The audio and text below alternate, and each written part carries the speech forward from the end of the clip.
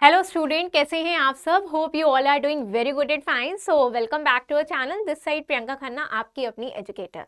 बच्चों, जैसा कि रेडियोलॉजी के सेशन चल रहे थे हमारे, आज हम रेडियोलॉजी का नेक्स्ट वीडियो लेके आए हैं जहां पे आपको बताएंगे कि रेडियोलॉजी के पर्टिकुलर इस सब्जेक्ट में, कह सकते हो कोर्स में, आपके पास कौन कौन से सब्जेक्ट्स आपको पढ़ने होते हैं। ठीक है, साथ ही साथ क्या जॉब प्रोफाइल आपको मिलती है। ठीक है, टॉप रिक्रूटर्स क्या हैं। ठीक है, की स्किल्स, और साथ ही साथ आपके पास ऐसी कौन सी स्किल होनी चाहिए जिसकी वजह से वो आप इस पर्टिकुलर प्रोफेशन में एक बहुत ही कामयाब बन सके। बिकॉज स्टूडेंट, जरूरी होता है कि जिस भी प्रोफेशन में आप जा रहे होते हो उस प्रोफेशन के एक स्किल आपके अंदर डेवलप होना बहुत जरूरी होता है। ठीक है, सो स्टार्ट करते हैं अपने वीडियो को स्टार्ट करने के पहले आप सबसे रिक्वेस्ट है कि प्लीज़ हमारे चैनल को लाइक, शेयर एंड सब्सक्राइब करना ना भूलिए।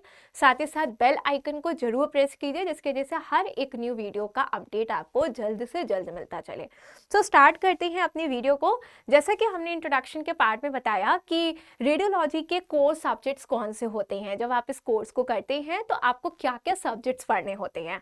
ठीक है, सो आई थिंक ये आपको बहुत हेल्प करेगा, जिससे आप ये पता कर सकते हैं कि क्या पता कर सकते हो कि जैसे किसी भी न्यू कोर्स की तरफ जब आप जाते हैं तो हमें लगता है कि उसमें क्या क्या पढ़ना पड़ेगा। अगर ये बात आपको पहले से पता होगी तो आप उसमें इंटरेस्ट अपना जल्दी ही डेवलप कर सकते हो, और अगर है ऑलरेडी तो उसको और आसानी से आप समझ सकते हैं। तो बच्चों, स्टार्ट करते हैं। अगर हम कोर सब्जेक्ट्स की बात करें तो कोर सब्जेक्ट होता है कि जिसमें आपको फिजियोलॉजी पढ़नी होती है कंप्लीट तरीके की। अगर ह्यूमन की फिजियोलॉजी आप पढ़ोगे तभी आप उसकी डायग्नोस कर पाओगे उसकी बीमारी को। ठीक है, जो भी चीज़ है तभी आप डायग्नोस कर पाओगे जब आपको उसके फिजियोलॉजी के बारे में पता होगा। सो ये एक कॉमन सब्जेक्ट है इस कोर्स के अंदर। दूसरा हम बात करते हैं environmental science, definitely, because environment भी किस तरीके से ह्यूमन बॉडी को इम्पैक्ट करता है ये भी हम इस सब्जेक्ट में पढ़ते हैं। मीन्स इसमें इस कोर्स के अंदर ये पढ़ते हैं। एनेस्थीसिया इन डायग्नोसिस, उसका क्या यूज होता है डायग्नोसिस में, ये चीज भी पढ़ते हैं। Generating X rays, properties of X rays की, एक्सरेज कैसे जनरेट एंड प्रॉपर्टी, सबसे इंपॉर्टेंट बात होती है कि एक्सरे की प्रॉपर्टी क्या है, किस किस पर्टिकुलर केसेस के लिए हमें एक्सरे को यूज करना चाहिए। अब हर चीज के लिए तो नहीं करोगे। अगर किसी को फीवर है तो आप एक्सरे से तो नहीं उसका चेक करोगे कि फीवर क्या है, कि उसकी पता करने के लिए। सो एक्सरे कब करना चाहिए, उसकी प्रॉपर्टी क्या है, ये चीज़ें आप पढ़ते हैं। ठीक है, सिटी स्कैन के बारे में आप पढ़ते हैं, बायो स्टैटिस्टिक्स के बारे में पढ़ते हैं, और एक जनरल रेडियोग्राफी के बारे में पढ़ते हैं। ठीक है, साथ ही साथ interventional procedures in the diagnostic radiology की क्या प्रोसीजर्स होते हैं इसके बारे में भी आप पढ़ते हैं। साथ ही साथ बच्चों, कई ढेर सारे सब्जेक्ट्स, हम एक एक करके सारे सब्जेक्ट्स की तरफ चल रहे हैं।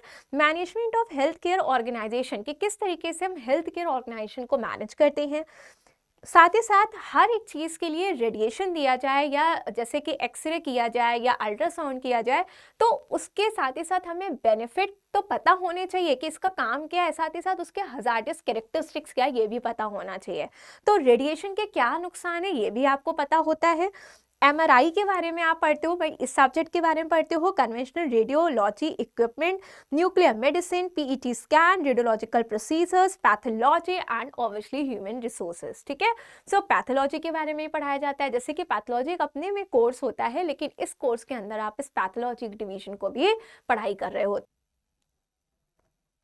नाउ अगर हम बात करते हैं जॉब प्रोफाइल की, अगर हम बात करें job profile and top recruiters की, अगर हम बात करते हैं, सो जॉब प्रोफाइल के केस में क्या क्या प्रोफाइल आपको मिलती है, आफ्टर इसके बाद आपको क्या क्या प्रोफाइल मिलती है ये चीज़ आप देख सकते हैं।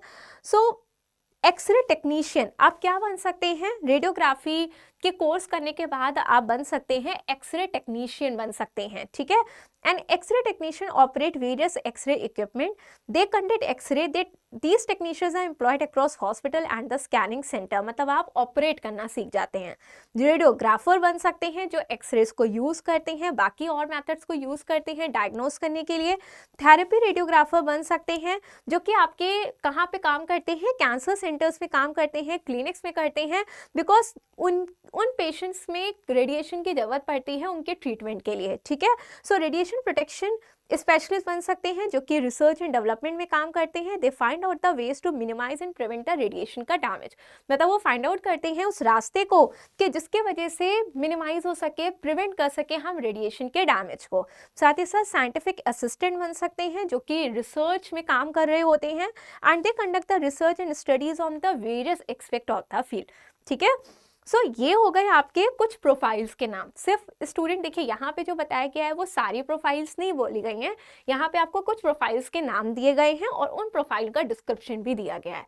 इसके अलावा क्योंकि हम ये इसका नेक्स्ट पार्ट बना रहे हैं रेडियोलॉजी के ऊपर, जैसे जैसे हम और पार्ट्स लाते जाएंगे उसके बारे में कंप्लीट डिटेल और भी आपको पता चलती जाएगी, ठीक है। नेक्स्ट अगर बात करते हैं टॉप रिक्रूटर्स की कि कौन सी कंपनी इसमें ऑफर करती है, आपको जॉब ऑफर करती है। सो जैसे कि आपको पता है हर हॉस्पिटल में इनका यूज़ होता है, ठीक है। क्लिनिक्स हो गए, हॉस्पिटल्स हो गए, बहुत जगह पे पैथोलॉजी लैब्स हो गई, सारी जगह पे रेडियोलॉजिस्ट का बहुत इंपॉर्टेंट रोल होता है। सो एम्स हो गया, अपोलो हॉस्पिटल हो गए, सीएमसी हो गए, Medanta, Fortis hospital, Manipal hospital, Lal path हो गए, ये सारी के सारी क्या है आपके, क्या हो गए बच्चों, यहाँ पे रेडियोलॉजिस्ट की जरूरत होती है। So they are the top recruiting company आप कह सकते हो, ठीक है। अब इंपॉर्टेंट होता है कि आपके पास की स्किल्स क्या होनी चाहिए। जैसे कि हमने स्टार्टिंग के इंट्रोडक्शन में आपसे बात करी कि कोई भी चीज़ बनने के लिए, जैसे कि अगर आपसे कहा जाए कि आपको डॉक्टर बनना है, तो डॉक्टर बनने के लिए आपके अंदर क्या होना चाहिए, सबसे पहले आप अपने आपका जो कोर सब्जेक्ट है वो आप स्ट्रांग होने चाहिए, तभी आप किसी चीज़ को डिटेक्ट कर सकते हो, उसके बारे में बता सकते हो। साथ ही साथ आप उतना फ्लेक्सिबल होने चाहिए, बिकॉज डॉक्टर की नौकरी ऐसी होती है कि जब आपके पेशेंट को जरूरत पड़े तो आप खड़े होने चाहिए, है ना। सो बच्चों इसी तरीके से अगर हम रेडियोलॉजिस्ट की बात करें तो आपके पास ऐसी कौन सी स्किल होनी चाहिए, मेडिकल नॉलेज आपको, बट ऑब्वियसली बात है कि जिस चीज़ की पढ़ाई करो उस पढ़ाई की नॉलेज होनी चाहिए।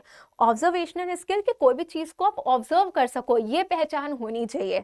एम्पैथी होनी चाहिए, कम्युनिकेशन स्किल होनी चाहिए, प्रॉब्लम सॉल्विंग स्किल होनी चाहिए एंड द ऑर्गेनाइजेशनल स्किल होनी चाहिए।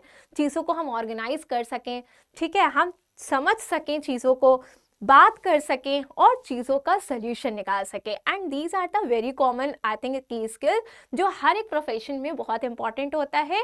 जैसे कि एक्सेप्ट हम बात करें तो मेडिकल नॉलेज, बिकॉज जिस फील्ड में आप हैं वहाँ पे मेडिकल नॉलेज की एक्चुअली रिक्वायरमेंट है, ठीक है। सो बच्चों ये है हमारे आज के डिस्कशंस अबाउट द रेडियोलॉजी। जो बच्चों ने कमेंट सेक्शन में पूछा है कोर्स की डिटेल के साथ साथ आपने पूछा है कॉलेजेस के बारे में, तो बच्चों उसका नेक्स्ट वीडियो हम जल्दी ही आपके सामने लेके आने वाले हैं। तो ये है अबाउट द रेडियोलॉजी के कुछ ऑप्शंस और भी आपके सामने हमने बता दिए आज, शायद जॉब प्रोफाइल हो चाहे वो रिक्रूटर की बात हो, ये सारी बातें हमने करी। नेक्स्ट मिलते हैं इसके और डिटेल इन्फॉर्मेशन के साथ, लेकिन हमारे चैनल में लगातार आप बने रहिए और रेडियोलॉजी के एक एक करके वीडियोज़ आते रहेंगे। सो मिलते हैं अपने नेक्स्ट वीडियो में, till then bye bye, thank you so much.